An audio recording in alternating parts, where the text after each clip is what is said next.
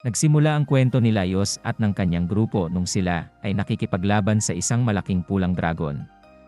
Ginamitan nila ng iba't ibang sandata at mahika para matalo ang pulang dragon.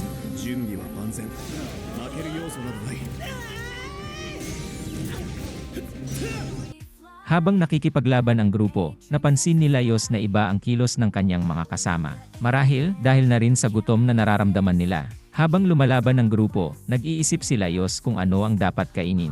Hindi niya namalayan na nasa likuran na niya ang pulang dragon. Iniligtas ni Fallin ang kapatid niyang si Laios para hindi ito kainin ng pulang dragon. Si Fallin ang kinagat ng pulang dragon at para mailigtas ang grupo, gumamit si Fallin ng mahika para makalabas ang grupo sa loob ng dungyon.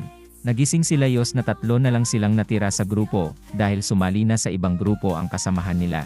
Pumunta sila Laios, Marcel at Chilchok sa bayan upang maghanap ng pagkain. Ngunit sinabi ni Laios na wala silang pera at sa dungyon na sila kakain. Ang kakanin nila ay ang mga halimaw sa loob ng dungyon. Muntik nang hindi pumayag ang dalawa pero sumang-ayon din ng mga ito. Sa loob ng dungyon, nakakuha sila ng isang halimaw na kabute at iyon ang kakainin nila. Tinangkang lutuin ni Laios ang kabute, ngunit nang tinikman na niya ito ay nagsuka lamang siya.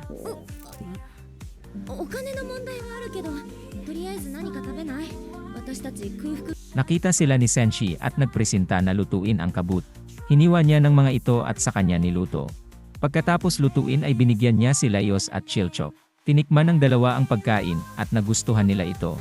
Tinikman rin ni Marcel at siya nasarapan din sa pagkain. Pumayag si Laios na sumasa si Senshi sa kanila sa ilalim ng dungyon para iligtas si Fallin na kinain ng pulang dragon. Napadpad ang grupo sa isang lugar na puro puno at halaman. Napagdesisyonan nilang manghuli ng mga halamang halimaw. Gagamitan ni Marcel ng mahika ang mga halimaw, ngunit pinigilan siya ni Senshi. Hinuli ng halimaw si Marcel at humingi siya ng saklolo para iligtas siya. Niligtas naman siya ni Laios. Sa bandang huli, niluto ni Senshi ang halamang halimaw at ginawa niya itong pi.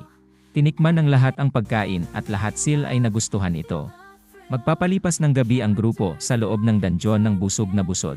Dito magsisimula ang adventure ng grupo sa loob ng dungeon at kung paano nila sasagipin si Fallin mula sa pulang dragon.